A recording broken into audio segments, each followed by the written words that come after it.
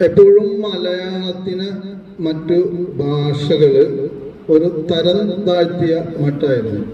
ഈ 18 കവികൾ എന്ന് പറയുമ്പോൾ അരക്കവി എന്ന് പറയുന്നത് മലയാളത്തിൽ കവിതകൾ എഴുതിയിരുന്ന ആളാണ്. അപ്പൊ അദ്ദേഹത്തിന് ഒരു അരക്കവി, കാരണം അതിനത്ര അങ്ങോട്ട് ഇമ്പോർട്ടന്റ് കൊടുത്തിരുന്നില്ല. അതാണ്. പിന്നെ നമുക്ക് പൂന്താനത്തിന്റെ ഒക്കെ അറിയാലോ, ഭക്തിയും വിഭക്തിയൊക്കെ നമ്മൾ പഠിച്ചിട്ടുള്ളതാണ്. പൂന്താനത്തിന്റെയും ഭട്ടത്തിരിപ്പാടിന്റെ ഒക്കെ ഭക്തിയും വിഭക്തിയൊക്കെ സ്കൂളിൽ പഠിച്ച ഇതാണ്. അതേപോലെ നമ്മളുടെ മോഡറേറ്റർ ഷക്കീർക്ക് പറഞ്ഞതുപോലെ വിശ്വവിഖ്യാതമായ ബുക്ക് നമ്മുടെ സ്കൂളിൽ പഠിച്ചിട്ടുണ്ട്, 9 10 പഠിച്ചിട്ടുണ്ട്. ഞാൻ ഇതൊന്നും അല്ല പറയാൻ ഉദ്ദേശിക്കുന്നത്. കാരണം ഓരോ എഴുത്തുകാരനും, അത് കവിയായാലും ലേഖകനായാലും കഥാകാരനായാലും അല്ലെങ്കിൽ ഒരു കലാകാരനും സമൂഹത്തിനോട് ഒരു ദൗത്യമുണ്ട്. അത് ഒരേ സമയം തന്നെ ആ ദൗത്യം നന്മയായിട്ടും തിന്മയായിട്ടും ഉപയോഗിക്കുന്ന ആളുകളുണ്ട്. കാരണം ഈ പ്രസിദ്ധീകരണങ്ങൾ പറയാൻ പാടില്ല, അല്ലെങ്കിൽ മഞ്ഞ പുസ്തകം അല്ലെ, പണ്ടൊക്കെ ഭയങ്കര പ്രചാരം ഉണ്ടായിരുന്ന പുസ്തകമാണ് ഈ മഞ്ഞ പുസ്തകം എന്നൊക്കെ പറഞ്ഞ് പൊതിഞ്ഞൊക്കെ കൊണ്ടുവരുന്നത്. ഇപ്പൊ നമുക്ക് വിരൽത്തുമ്പിലെല്ലാം കിട്ടും. അതിലെഴുതുന്ന കുറെ കലാകാരന്മാരുണ്ട്, പക്ഷെ അവര് വേറെ വല്ല പേരിലൊക്കെ എഴുതുന്ന വേറെ പേരിലൊക്കെ ആയിരിക്കും. പക്ഷെ എന്നെ സംബന്ധിച്ചിടത്തോളം ഇപ്പൊ എന്റെ സ്വന്തം അഭിപ്രായമാകാം, അല്ലെങ്കിൽ നിങ്ങളുടെ പലരുടെ അഭിപ്രായമായിരിക്കാം. അത് പ്രതികരിക്കാം, തിരുത്താം ഒക്കെ ചെയ്യാം. നമ്മളത് ശില്പശാലയാണ്. ഓരോ കലാകാരനും സമൂഹത്തിനൊരു ബാധ്യതയുണ്ട്. ഇപ്പൊ അതിനോട് പറ്റി പിന്നല്ല, തിരുവനന്തപുരത്ത് നിന്ന് മിനിയാന്നൊരു പരിപാടി ഉണ്ടായിരുന്നു. ഒരു ടീം, ഒരു കുറച്ച് 250 ആളുകളുടെ ഒരു ടീമിന്റെ അവാർഡുകൾ കൊടുക്കില്ല. അതിൽ ഞാൻ എഴുതിയിരുന്ന, ഞാൻ വെറുതെ അയച്ചു കൊടുത്തു, അതിന് വേറെ ഉള്ള പ്രേരണയാൽ അയച്ചു കൊടുത്തിട്ട് നവപ്രതിഭ അവാർഡ് കിട്ടിയിരുന്നു. നമ്മളൊക്കെ അറിയുന്ന വിധേയനിലെ ഗോപകുമാർ സാറാണ് അത് തന്നത്.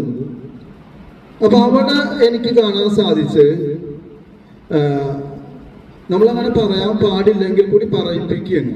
സവർണ മേധാവിത്വം, അതായിരുന്നു അവിടെ എനിക്ക് ദർശിക്കാൻ സാധിച്ചത്. കാരണം പല സാഹിത്യ രംഗങ്ങളിലും സിനിമ, നമ്മളുടെ ബഹുമാനപ്പെട്ട പ്രസിഡന്റ് ആദം സാഹിബ് പറഞ്ഞ് സിനിമക്ക് അവാർഡ് കൊടുത്തത്, അതിനെക്കുറിച്ചൊക്കെ ഭയങ്കരമായിട്ട് ഉർവശിയൊക്കെ പ്രതികരിച്ച് നിങ്ങൾ കണ്ടിട്ടുണ്ടായിരിക്കും. അപ്പൊ അങ്ങനെയുള്ള കുറെ കാര്യങ്ങൾ നടക്കുന്നുണ്ട്.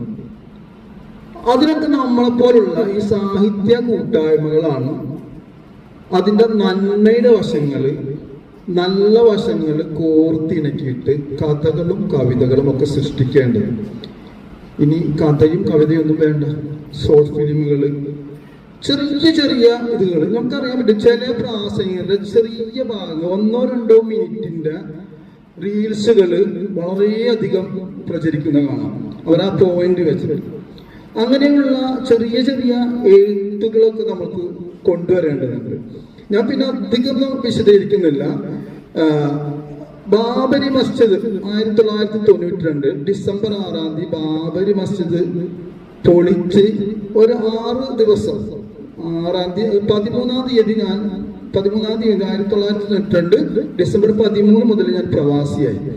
ഞാൻ അവിടെ ചെന്നിരുന്നപ്പോൾ ഞാനൊരു കവിത എഴുതിയിരുന്നു, ഇന്ന് എന്നുള്ള കവിത. അത് ഞാൻ നിങ്ങൾക്ക്, കാരണം സമൂഹത്തിൽ നമ്മൾ ഒരു എഴുതി തുടങ്ങുന്ന ആളുകൾ എത്ര, ഇവിടെ പിള്ളേരൊക്കെ കുറേ എഴുതിയ ആളുകളൊക്കെ ഉണ്ട്. സനാസിനൊക്കെ ഒരു ടൈമിൽ തന്നെ 3 പുസ്തകങ്ങളൊക്കെ പ്രകാശനം ചെയ്തതാണ്. അപ്പൊ അങ്ങനെയുള്ള എഴുത്തുകാർ, ഷക്കീർ മാഷ് പറഞ്ഞ പുസ്തകം പ്രകാശിച്ചിട്ടില്ല എന്നുള്ളത്, പക്ഷെ അദ്ദേഹം എഴുതിയതും അദ്ദേഹത്തിന്റെ വാക്കുകളുണ്ടെങ്കിൽ നമുക്ക് വിലാസിനെയും വെല്ലുന്ന വലിയ പുസ്തകം നമുക്ക് ഉണ്ടാക്കാൻ സാധിക്കും. കാരണം എനിക്കറിയുന്ന അദ്ദേഹത്തെ. അപ്പൊ ഒരാളൊരു പുസ്തകം പ്രസിദ്ധീകരിച്ച് എന്നുള്ളതല്ല, അദ്ദേഹം സമൂഹത്തിനോട് എങ്ങനെയാണ് പ്രതികരിക്കുന്നത്, എങ്ങനെയാണ് ഇടപെടുന്നത് എന്നതിലാണ് ഒരു കലാകാരന്റെ ഇത്. അപ്പൊ ഞാൻ വീണ്ടും പറഞ്ഞതിലേക്ക് തന്നെ വരാം.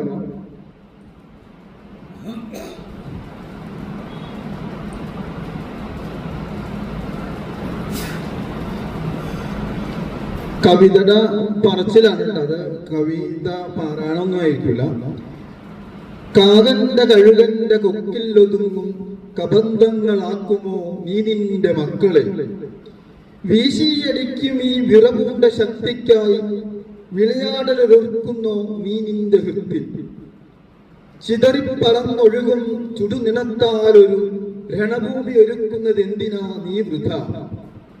ബാബുജിക്കനിയായി പാദസേവകനായി മേങ്ങുന്നൊരവതാരം നിഗൂഢമായി ചിരിച്ചപ്പോൾ പൊട്ടിത്തകർന്നു വീണില്ലേ അന്നു നാം പൊക്കിപ്പിടിച്ചിരുന്ന മതേതരത്വം. ശാന്തിതൻ മന്ത്രങ്ങൾ ഉരുവിട്ടൊരു ഇന്ത്യതൻ ചേതനയേറ്റുള്ള നിൽപ്പൊന്നു കാണുക.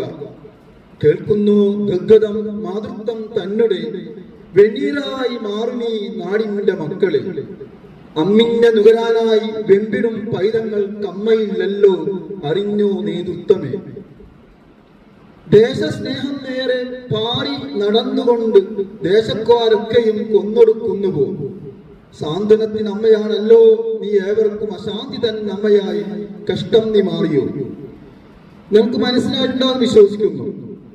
നമ്മളെ നരസിംഹറാവുവിനെയും ചേരിചേര പ്രസ്ഥാനത്തെയും അതേപോലെ ബാബരി മസ്ജിദ് പൊളിച്ചതിന് ശേഷം ഇന്ത്യയിൽ വ്യാപകമായി ഉണ്ടായ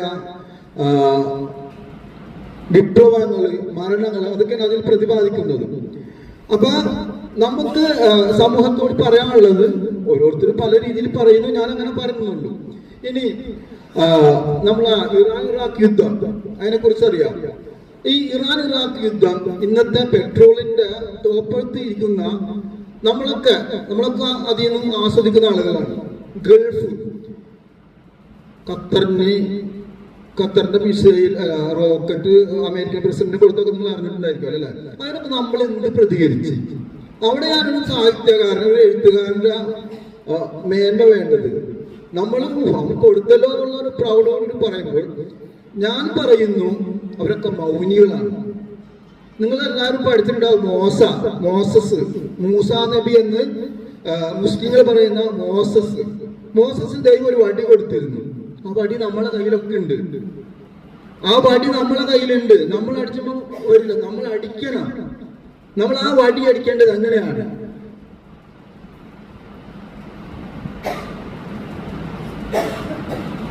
മൂകനാണ് ഇന്നു നീ മുന്നിൽ തെളിയുന്ന ചോദ്യങ്ങൾക്കുത്തരം ഉണ്ടെന്നിരിക്കലും മൂകനാകുന്നു പോ. അന്ധനാണിന്നു നീ അന്ധകാരം നീക്കി ഏകത്വമോദിയ ദൂതന്റെ നികളും അന്ധരാകുന്നുവോ. ബധിരനാണിന്നു നീ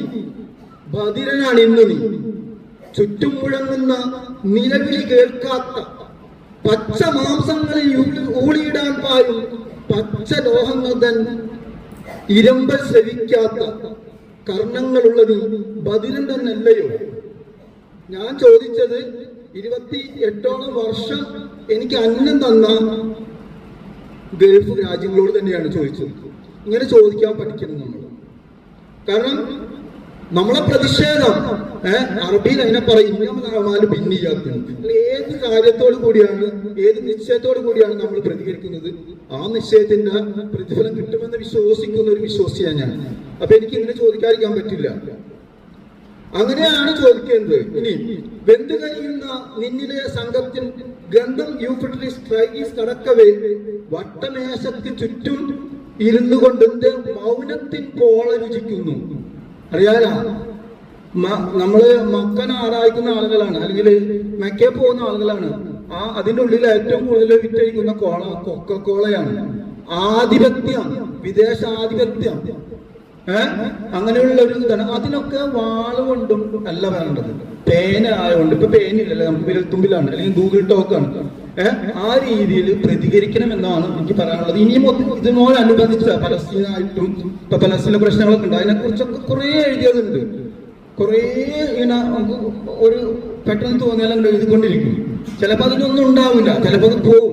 ആ സമയത്ത് ഉണ്ടാവുന്ന നമുക്കുണ്ടാവുന്ന ഒരു പ്രശ്നം ഉണ്ടല്ലോ, ഒരു എന്താ പറയാ, അതുകൊണ്ട് എഴുതുന്നതാണ്. അപ്പൊ എന്റെ അഭിപ്രായത്തിൽ നമ്മളൊക്കെ ശരിക്കും പ്രതികരിക്കേണ്ടതുണ്ട്. നമ്മൾ കണ്ട് അല്ലെ, എന്റെ വീട്ടില് എന്റെ മകൻ അല്ലെങ്കിൽ എന്റെ വീട്ടില് എന്റെ മകൾക്ക് പ്രശ്നം ഉണ്ടായാൽ മാത്രമല്ല നമ്മൾ പ്രതികരിക്കേണ്ടത്. നമ്മൾ എല്ലാവരും പ്രതികരിക്കണമെന്ന് മാത്രമേ പറയുന്നുള്ളൂ. അതൊരു എഴുത്തുകാരന്റെ പ്രഥമ കർത്തവ്യമാണ്. ഞാൻ പറഞ്ഞുകൊണ്ട് മോഡറേറ്റ് കുറച്ച് കൂടിയിട്ടുണ്ടെന്ന് തോന്നുന്നുണ്ട്. അതെന്നെ എൻ്റെ ഒരു പ്രതികരണമാണ്. എന്ത് ചെയ്യാൻ പറ്റും? ഓക്കെ. വീഡിയോ ഇഷ്ടപ്പെട്ടെങ്കിൽ ലൈക്ക് ചെയ്യാനും ഷെയർ